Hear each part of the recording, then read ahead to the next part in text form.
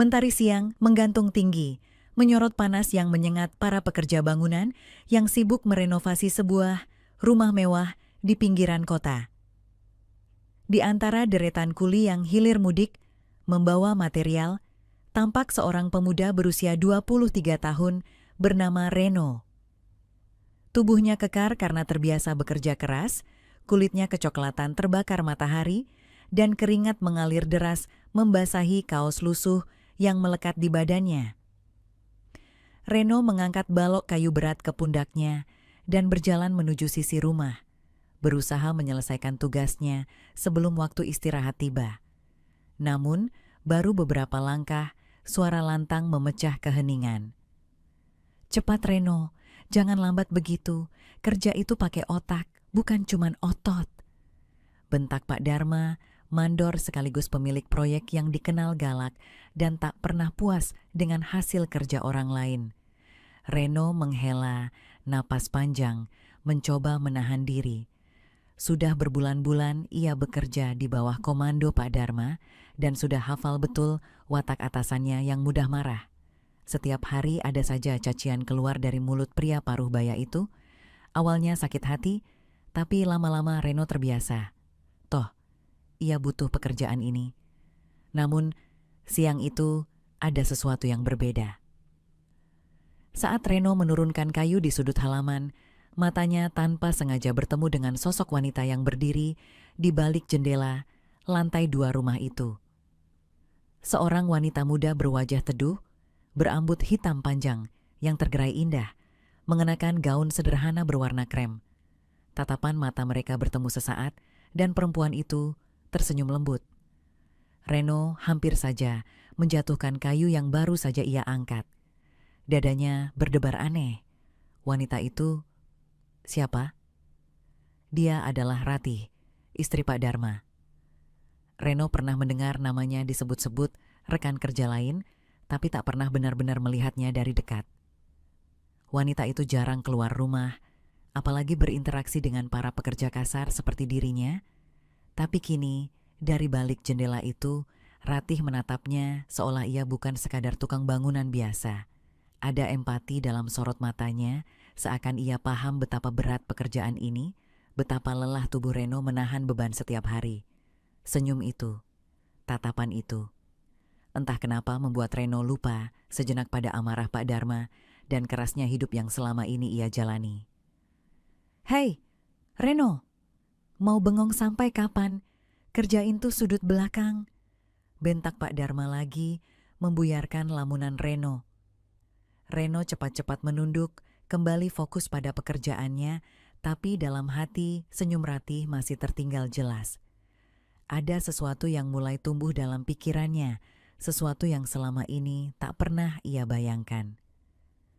Saat senja mulai jatuh dan para pekerja mulai berkemas, Reno mengelap wajah dengan handuk kecil.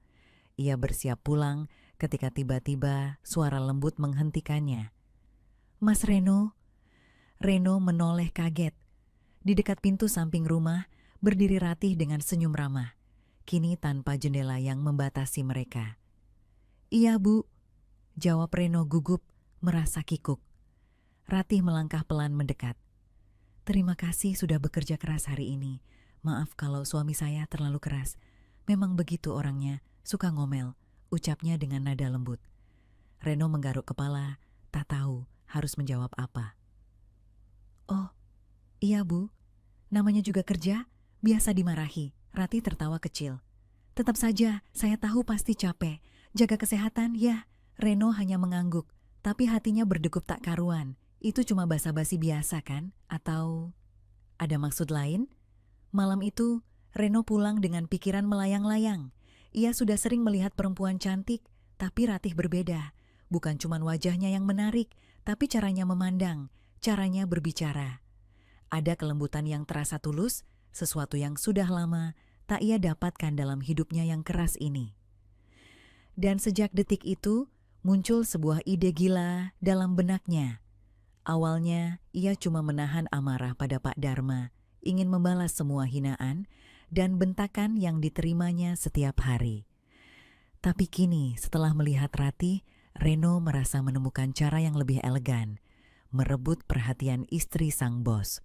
Bukan sekadar balas dendam, ini tentang rasa penasaran, tentang tantangan, tentang kemungkinan yang menggoda. Namun, Reno sadar langkah ini bisa berbahaya, sangat berbahaya. Tapi anehnya, justru itulah yang membuatnya semakin tergoda untuk mencoba. Dan senyum Ratih siang tadi, itu seakan menjadi undangan diam-diam untuk memulai permainan terlarang yang baru saja ia pikirkan. Sejak pertemuan singkat itu, Reno merasa hari-harinya di proyek renovasi rumah Pak Dharma berubah total. Setiap pagi ia datang lebih awal dari biasanya, memastikan penampilannya lebih rapi meski tetap mengenakan baju kerja yang sederhana. Entah kenapa, kini ia tak hanya datang untuk bekerja. Ada alasan lain, menunggu kesempatan melihat Ratih. Dan benar saja, beberapa hari setelahnya, Ratih kembali muncul. Bukan lagi hanya berdiri di balik jendela, melainkan turun langsung ke halaman membawa nampan berisi minuman dingin. Ini untuk teman-teman pekerja, siang panas begini harus banyak minum, ucap Ratih ramah sambil membagikan gelas satu persatu. Semua pekerja tampak terkejut, apalagi sikap seperti ini sangat jarang datang dari istri seorang majikan kaya. Biasanya mereka tak peduli, tapi Ratih berbeda. Saat giliran Reno menerima gelas itu, Ratih sempat menatapnya sedikit lebih lama. Ada senyum tipis, lirih, nyaris hanya untuk mereka berdua. Reno bisa merasakannya jelas. "Terima kasih, Bu," ucap Reno pelan. Ratih mengangguk pelan. "Sama-sama. Semangat Mas Reno." Lagi-lagi hanya kalimat sederhana, tapi cara Ratih mengatakannya terasa lain, seperti ada kode rahasia di balik tatapannya. Dari situ segalanya berkembang semakin berani. Sore hari saat proyek mulai sepi, Reno sengaja memperlambat pekerjaannya. Ia menunggu para tukang lain pulang lebih dulu, berharap bisa tetap tinggal sebentar lebih lama. Kesempatan itu datang seminggu kemudian. Saat ia sedang membereskan alat kerja di garasi, suara lembut itu kembali terdengar. "Mas Reno masih di sini?" Reno menoleh. Ratih berdiri di ambang pintu dengan mengenakan gaun santai berwarna biru muda. Rambutnya digelung seadanya, namun justru membuatnya tampak lebih anggun. "Iya, Bu, ini tinggal beres-beres sedikit," jawab Reno sambil pura-pura sibuk. Ratih tersenyum kecil. "Nggak capek, sudah sore loh." Kalau ada yang ditunggu, capeknya nggak kerasa. Reno memberanikan diri berucap, menatap Ratih tanpa berkedip. Untuk pertama kalinya, Ratih tampak sedikit kikuk. Tapi senyumnya justru semakin manis. Ada pipi yang memerah pelan, ada tatapan yang sedikit menghindar sebelum kembali bertemu pandang. "Maksudnya?" tanya Ratih pelan, pura-pura tak paham. Reno hanya tersenyum simpul. "Nggak apa-apa, Bu. Cuman ngomong aja." Lalu hening sesaat. Namun dalam diam itu, ada sesuatu yang menggantung di antara mereka. Udara sore yang hangat terasa berbeda, seolah ada ketegangan manis yang mulai tercipta. Ratih memainkan ujung jarinya, tampak ragu, sebelum akhirnya berkata, "Kalau besok nggak sibuk, habis kerja mampir ke dapur, ya, biar saya buatin teh." Reno terdiam sejenak, seolah memastikan ia tak salah dengar. "Beneran, Bu?" Ratih tersenyum lagi, kali ini lebih lepas. "Ya masa bohong, anggap aja sebagai terima kasih." Setelah itu Ratih berbalik masuk ke rumah, meninggalkan Reno yang masih berdiri terpaku dengan senyum yang sulit disembunyikan. Permainan ini ternyata benar-benar dimulai. Dan Reno tahu ini bukan lagi sekadar balas dendam pada Pak Dharma. Kini ini tentang Ratih, tentang rasa penasaran yang makin membara, tentang godaan yang makin sulit ia tolak. Pertanyaannya cuma satu, sejauh mana Ratih bersedia bermain bersamanya? Karena Reno sudah pasti takkan mundur. Dan besok di dapur itu semua akan terjawab. Sore itu datang lebih cepat dari yang Reno harapkan. Sepanjang hari ia tak bisa fokus bekerja, pikirannya dipenuhi bayangan Ratih dan undangan rahasianya kemarin. Saat tukang-tukang lain mulai berkemas dan satu persatu pulang, Reno sengaja memperlambat langkah. Ia melirik ke arah rumah utama, berharap Ratih muncul lebih dulu. Dan benar saja, dari balik tirai jendela dapur, sesosok tubuh ramping tampak mengintip sebentar sebelum kembali menghilang. Kode itu jelas. Reno memberanikan diri mengetuk pintu belakang. Tak butuh waktu lama, Ratih membukakan pintu. Senyumnya lembut, tapi sorot matanya penuh isyarat. "Masuk aja, nggak usah sungkan," katanya pelan. Dapur sore itu terasa hangat. Bukan hanya karena teh panas yang sudah terhidang di meja kecil, tapi karena suasana yang menggantung di antara mereka. Ratih menuangkan teh untuk Reno, lalu duduk tak jauh darinya. Sekali lagi, hanya mereka berdua. Sunyi, tenang, tapi penuh gelombang halus yang sulit dijelaskan. "Kamu capek banget ya?"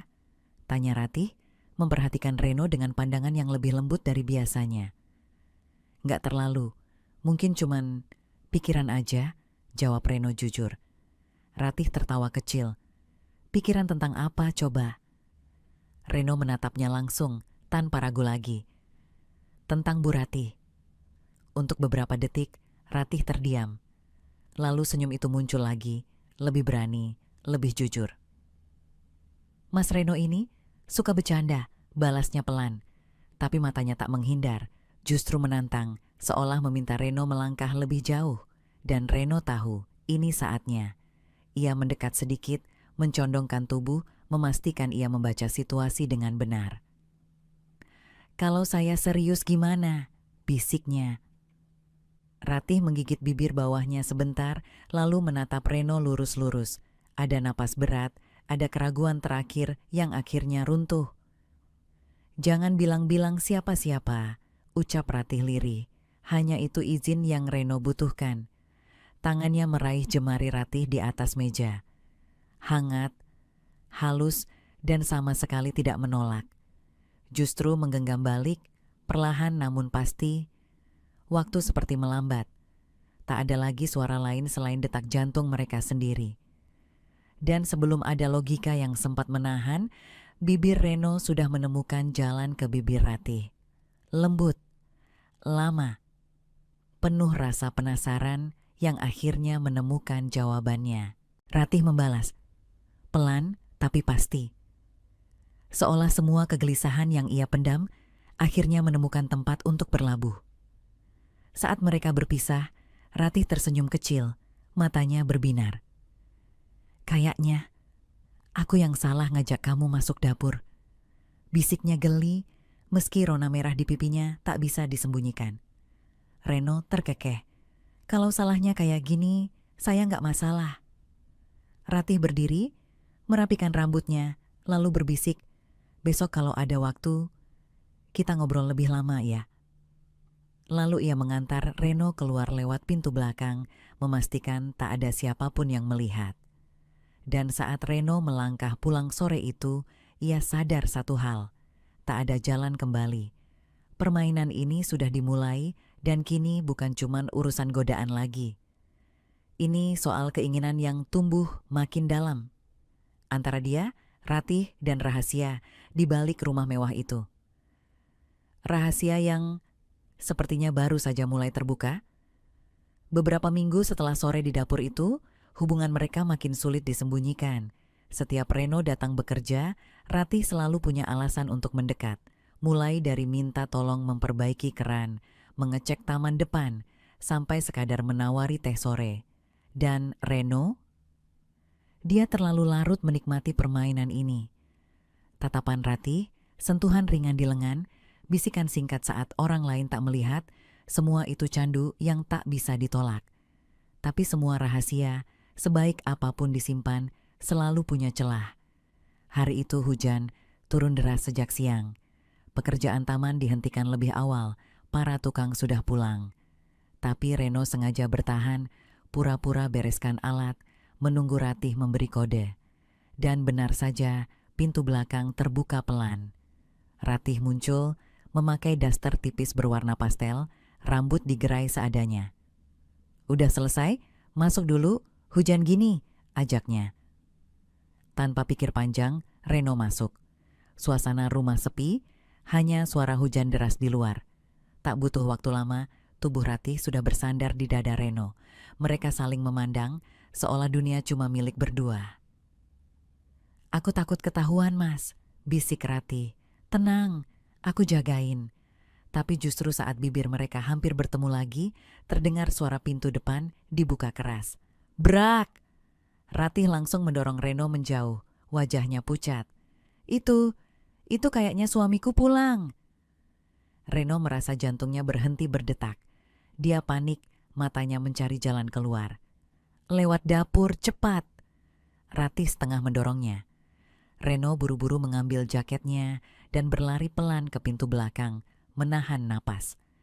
Dari balik dapur, dia mendengar suara laki-laki menyapa. "Kamu ngapain? Kok sepi banget?" Ratih entah bagaimana berhasil menjawab dengan nada tenang. "Habis tidur siang, capek banget." Reno keluar dari rumah itu dengan dada berdebar, menembus hujan tanpa peduli basah kuyup.